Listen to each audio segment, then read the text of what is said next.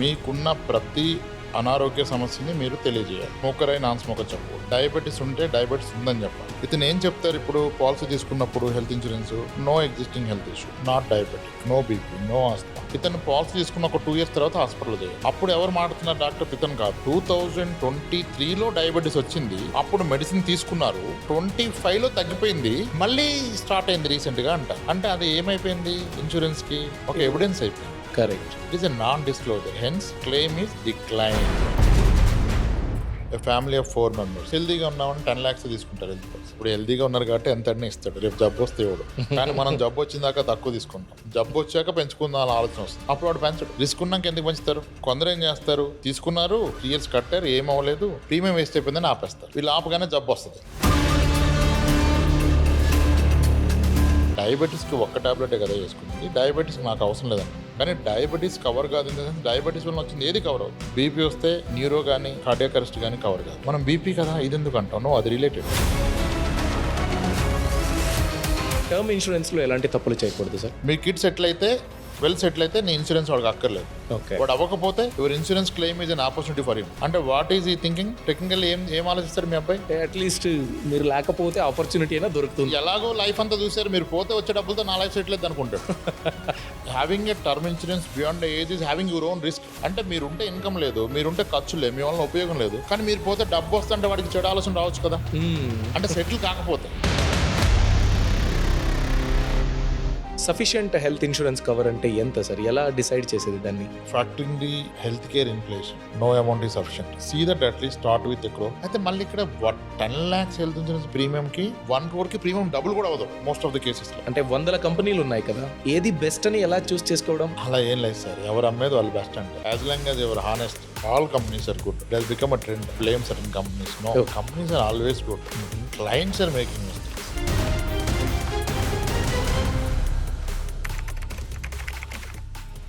నమస్కారం, నేను అభిషేక్ రామప్ప. ఇన్సూరెన్స్ అందరికీ చాలా ఇంపార్టెంట్. మీరు ఏదైనా ప్లాన్ చేస్తున్నారంటే ఆ ప్లాన్కి ఏ విధమైన ప్రాబ్లం లేకుండా ఉండాలంటే ఇన్సూరెన్స్ అన్నది ఫౌండేషన్. అది లేకుండా మీరు ఎలాంటి ప్లాన్ చేసినా వేస్టే. సో ఇన్సూరెన్స్ కొనేటప్పుడు ఎంతోమంది తప్పులు చేస్తారు. సో ఈ వీడియో ఇన్సూరెన్స్ గురించి కాదు, ఇన్సూరెన్స్ కొనేటప్పుడు మీరు ఎలాంటి తప్పులు చేయకూడదు అలాంటి తప్పుల గురించి. So health insurance, term insurance, దీని గురించి డీటెయిల్గా సిఎఫ్పి గారి ద్వారా మనం తెలుసుకుందాం. Certified financial planner Ram Prasad గారు మనతో ఉన్నారు. పైసల ముచ్చట్లు బుక్కి ఆథర్. 4,000 కన్నా ఎక్కువ కుటుంబాలకి ఫినాన్షియల్ ప్లానింగ్ని, సజెషన్స్ని ఆయన ఇచ్చారు. Sir, welcome to the show. Thanks అండి. సో ఇన్సూరెన్స్ గురించి ఎలాంటి తప్పులు, మీరు ఇన్సూరెన్స్ తీసుకున్నా వేస్ట్ అలా అవుతున్నాయి అంటే మీరు కామన్గా చూసే ఉంటారు, ఈ తప్పు ఎందుకు చేశారు? So first will start with ఈ తప్పు అస్సలు చేయకండి అలా చెప్పేదైతే ఏది? First is non disclosure. మీకున్న జబ్బుని దాచిపెట్టడం. ఓకే. అది హెల్త్ ఇన్సూరెన్స్ అయినా టర్మ్ ఇన్సూరెన్స్ అయినా. ఓకే. మీకున్న ప్రతి అనారోగ్య సమస్యని మీరు తెలియజేయాలి. ఓకే. అండ్ మీ హ్యాబిట్స్ కూడా తెలియజేయాలి. స్మోకర్ అయితే స్మోకర్ అని చెప్పాలి, స్మోకర్ అయి నాన్ స్మోకర్ చెప్పకూడదు. ఓకే. డయాబెటీస్ ఉంటే డయాబెటీస్ ఉందని చెప్పాలి. అయితే అందరూ చేసే మిస్టేక్ ఏంటంటే, ఒకప్పుడు డయాబెటీస్ ఉంది, ఇప్పుడు కంట్రోల్లోకి వచ్చింది డైట్లో ఉంటే. సో ఇప్పుడు non diabetic, not on medication. ఇతను ఏం చెప్తారు ఇప్పుడు పాలసీ తీసుకున్నప్పుడు health insurance, no existing health issue, not diabetic, no BP, no asthma okay చెప్తారు. ఇతను పాలసీ తీసుకున్న ఒక 2 years తర్వాత హాస్పిటల్ చేయాడు. అప్పుడు ఎవరు మాట్లాడుతున్నారు? డాక్టర్ ఇతను కాదు, ఇతని attendant, maybe wife, maybe mother. ఆవిడేం చెప్తారు? 2023లో డయాబెటీస్ వచ్చింది, ఓకే, అప్పుడు మెడిసిన్ తీసుకున్నారు, 25లో తగ్గిపోయింది, ఓకే, మళ్ళీ స్టార్ట్ అయింది రీసెంట్గా అంటారు. అంటే అది ఏమైపోయింది? ఇన్సూరెన్స్కి ఒక ఎవిడెన్స్ అయిపోయింది. Correct. It is a non disclosure, hence claim is declined, some time policy is cancel. Okay. ఇది చాలా పెద్ద మిస్టేక్. మీకు జబ్బు ఒకప్పుడు వస్తే తగ్గినా అది చెప్పాల్సిందే, మీరు హిస్టరీ, పాస్ట్ హిస్టరీ చెప్పాలి. ఓకే. అప్పుడు ఇష్యూ ఉండదు. అన్నీ చెప్పి తీసుకుంటే ఇష్యూ ఉండదు. మీరు ఇప్పుడు చెప్పకుండా హాస్పిటల్లో చెప్తే problem. Okay. Major claim declines ఇక్కడే అవుతాయి. ఓకే. Non disclosure. ఆ రోజు లేదని చెప్పింది మనమే ఈరోజు ఉందని చెప్తాం, అది ఎవిడెన్స్గా పాత డాక్టర్ ఫైల్ కూడా ఇచ్చేస్తాం. ఓకే. ఇన్సూరెన్స్లో కనుక మీరు అబద్ధం చెప్తే పొరపాటున అది నిజమని మీరు కూడా నమ్మాలి. ఓకే. మళ్ళీ ఇంకోసారి నేను చెప్తే అయిపోతుంది. మైనర్ థింగ్స్ కొన్ని ఉంటాయి, ఓకే. అటువంటి వాటికి మీరు ఇది ఓకే. ఓకే. ప్రైమరీ ఇదే. ఓకే. ఇంకా డాక్యుమెంట్స్ మిస్రిప్రజెంటేషన్ కూడా చేస్తారు, అది కూడా ప్రాబ్లమే. ఓకే. ఇన్సూరెన్స్ అతను మీరు ఇచ్చిన ఇన్ఫర్మేషన్ కానీ మీరు ఇచ్చిన డాక్యుమెంట్స్ని కానీ పాలసీ ఇస్తున్నప్పుడు క్రాస్ చెక్ అండ్ వెరిఫై చేయడు, క్లెయిమ్ ఇస్తున్నప్పుడు చేస్తాడు. Okay. Okay. That's a big problem. Agent చెప్పారు ఏం కాదు, నో, ఏజెంట్ రేపు ఏం చేయలేడు, రేపు మీరే ఆన్సరబుల్. ఓకే. ఎటువంటి అబద్ధాలు ఆడొద్దు, ఏది దాయొద్దు, అన్ని చెప్పి తీసుకోండి. ఓకే. మేబీ ప్రీమియం ఎక్కువ వస్తుంది, లేదా కొన్ని వెయిటింగ్ పీరియడ్స్ పెడతారు, కానీ అన్ని డిస్క్లోజ్ చేసి తీసుకోవాలి. ఇది primary point. Okay. Next, in case health insurance తీసుకున్నాక ఏదైనా జబ్బు రావచ్చు, ఓకే. దానికి వెంటనే ట్రీట్మెంట్ ఉండదు. ఇప్పుడు పాలసీ తీసుకున్నాను, 6 monthsకి డయాబెటీస్ డయాగ్నోస్ అయింది. ఓకే. అప్పుడు ఏం చేయాలంటే ఖచ్చితంగా మీ ఫస్ట్ డయాగ్నోసిస్ రిపోర్ట్ని క్యారీ చేయాలి. ఓకే. మీరు తీసుకున్నారు, 1 year తర్వాత హాస్పిటల్ చేయారు, అప్పుడు డయాబెటీస్ రాశారు, అప్పుడు సిన్స్ హౌ లాంగ్ అని అడుగుతాడు ఇన్సూరెన్స్. 8 months అంటారు. ఓకే. పాలసీ తీసుకున్న 4 monthsకి వచ్చింది. Okay. Then initial first consultation report అడుగుతాడు, అది పెట్టుకోరు. ఓకే. ఖచ్చితంగా ఒక ఇన్సూరెన్స్ తీసుకున్న పక్షంలో దాని తర్వాత ప్రతి మెడికల్ రికార్డు మీరు భద్రపరచాలి. ఓకే. అప్పుడు ఆ డాక్యుమెంట్ మీకు దొరకదు. అప్పుడేమంటాడు, యూ కమ్ ఫర్ రీఎంబర్స్మెంట్కి వచ్చింది క్యాష్లెస్ ఇవ్వను అంటాడు. తర్వాత ఇంకా కోరీలు వేస్తాడు. ఓకే. నాన్ డిస్క్లోజర్ ఉండొద్దు. తర్వాత వచ్చిన ప్రతిదానికి డాక్యుమెంట్ ఎవిడెన్స్ పెట్టుకోండి. Okay. And buying A wrong insurance is the next mistake. Okay. ఎలా సార్ రాంగ్ అంటే? ఏ ఫ్యామిలీ ఆఫ్ 4 members హెల్తీగా ఉన్నామని 10 lakhs తీసుకుంటారు health policy. Okay.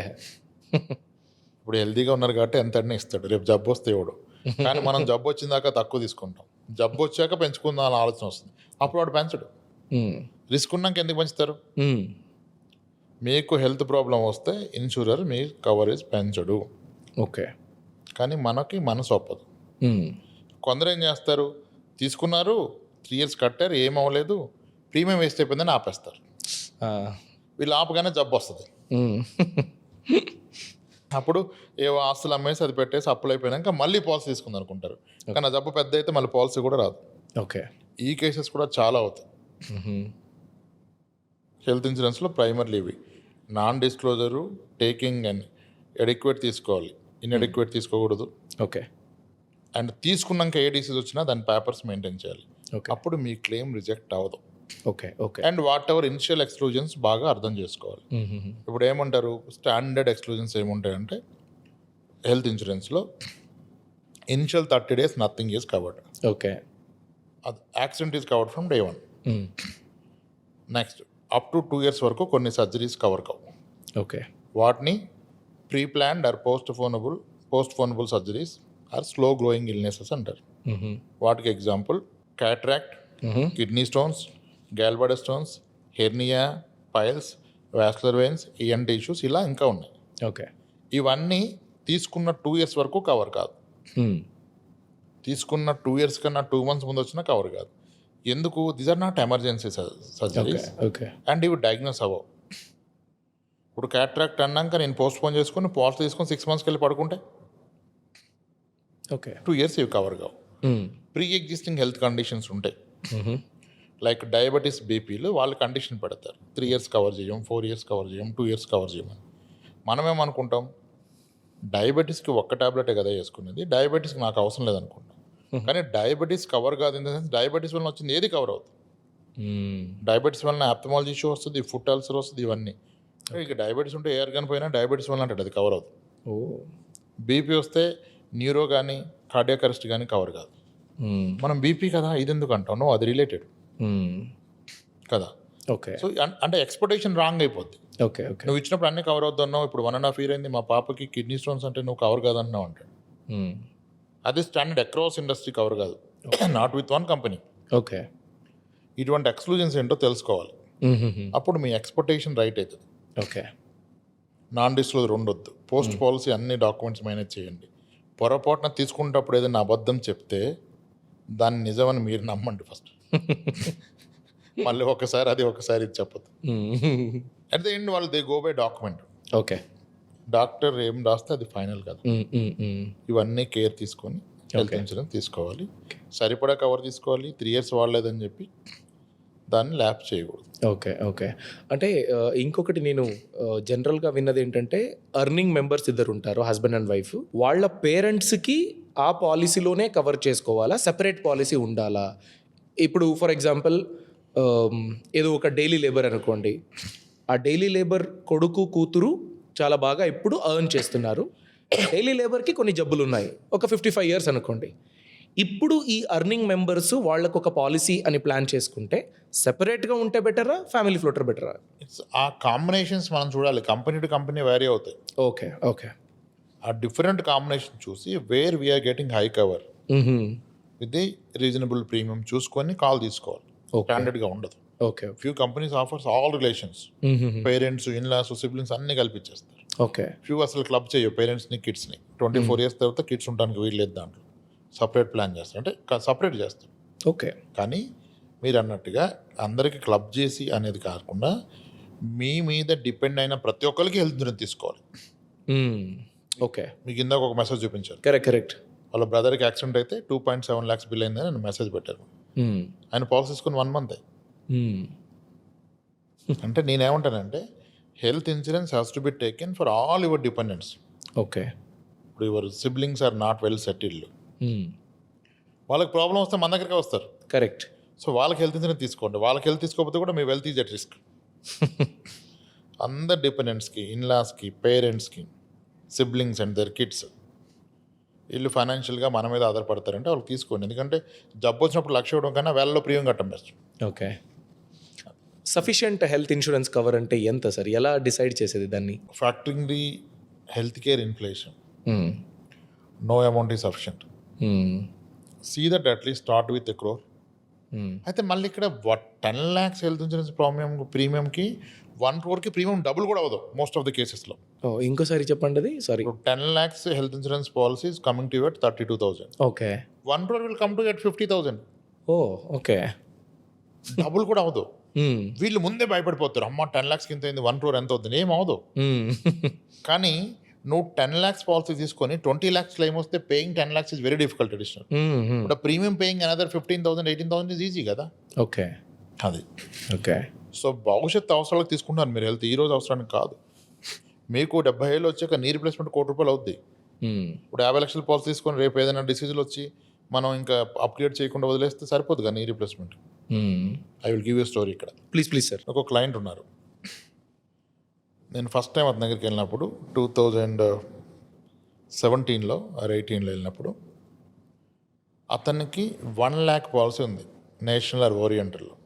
That policy with him for the last 19 years. దాంట్లో నో క్లెయిమ్ బోనస్ అని చెప్పి every year 5% add అవుతుంది. Okay. అలా పెరిగి అది 1,95,000 అయింది టిల్ డేట్ పాలసీ వాళ్ళ. ఓకే. He 67 years. ఓకే. నేను చెప్పాను సార్ ఇన్వెస్ట్మెంట్ కాదు, హీర్ ఈజ్ ది ప్రాబ్లం, దీన్ని 2 పెంచండి, అక్కడే ఉంచండి, పెంచండి, ఎటు మారద్దు అని చెప్తే నవ్వాడు. 19 ఏళ్ళు అయింది, ₹1 వాళ్ళ ఆడికి ఎంత కట్టాను తెలుసా ప్రీమియం. ఇప్పుడు నేను నువ్వు అన్నట్టుగా 5 లక్షలు అంటే ఆడు ఎంత ప్రీమియం వేస్తున్నాడు, నాకు కట్టను, నాకు తెలుసు అన్నాడు. వచ్చాడు తర్వాత ఆయనకి నీ రీప్లేస్మెంట్ అయింది, సింగిల్ నీ అయింది ఫస్ట్. ఆ నీ రీప్లేస్మెంట్కి ఆయనకు తెలిసిన డాక్టర్, తెలిసిన హాస్పిటల్ అయితేనే బిల్లు 2,20,000 ఎంత అయింది. 195 ఇన్సూరెన్స్ సెటిల్ చేశాడు. ఇతను మాట్లాడి మేనేజ్డ్ ఇట్, పే చేయకుండా వచ్చాడు. ఓకే. ఇప్పుడు ఇన్సూరెన్స్ అతనికి ఫోన్ చేసి రెన్యువల్ వచ్చింది, నా పాలసీ పెంచండి కవరేజ్ అన్నాడు. ఎందుకంటే నెక్స్ట్ ఇంకొక నీ పెండింగ్ ఉంది. ఇప్పుడు అక్కడ నో క్లెయిమ్ బోనస్ వెళ్ళిపోయింది, మళ్ళీ బేస్కి వచ్చాడు 1 lakh. ఇప్పుడు నాకు పెంచమంటే వాడు ఇంకా మేము పెంచాం సార్ అన్నాడు. ఎందుకంటే ఒక నీ ఆపరేట్ అయింది కదా, you are not eligible for the increase of sum insurance. అప్పుడు అన్నాడు, అప్పుడు ఫోన్ చేశాడు, నువ్వు చెప్పింది కరెక్ట్, నేను లేదు, నాకు బుద్ధి లేదన్నాడు. సో ఇలా ప్రాబ్లం వచ్చాక రియలైజ్ అవుతారు. ఓకే. 19 yearsగా వాడాడంటే ఏంటది, no claim for the 19 years. But ఒక claim went up to lakhs of rupees. అది నార్మల్ ప్రాబ్లమే. That is servicing in the body, okay not the exact hit అవ్వాల్సిన హిట్ అవ్వాలి కదా, అదైతే వేరే పరిస్థితి కదా. Okay this is what people are missing sir. Okay okay term ఇన్సూరెన్స్లో ఎలాంటి తప్పులు చేయకూడదు సార్?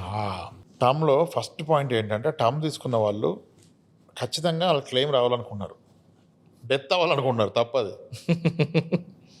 టర్మ్ అనేది మీ ఫ్యామిలీకి డబ్బులు కోట్లు ఇవ్వడానికి కాదు, మీ ఎర్నింగ్ స్టేజ్లో మీకు ఏమన్నా అయితే ఫ్యామిలీ పవర్టీలోకి వెళ్లకుండా ప్రొటెక్ట్ చేయడానికే.